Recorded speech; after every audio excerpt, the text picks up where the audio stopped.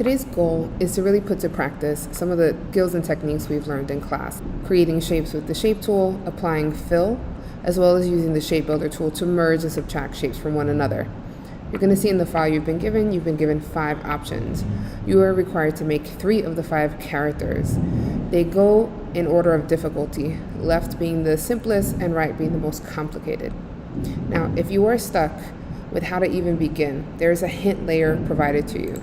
Your layout should look something like this. If you see the word layers here, please click on it and you'll see that there's a layer called hints. If you click this little blank space on the left, you will see all the shapes that were made up to create these animals or these characters. If the hints are in your way, you can simply click again to hide it. There have been small demo videos provided for you, kind of breaking down each character with just some type on the bottom and some visuals so you can follow along.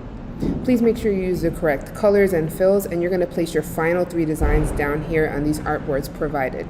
This takes a lot of patience and precision, so good luck.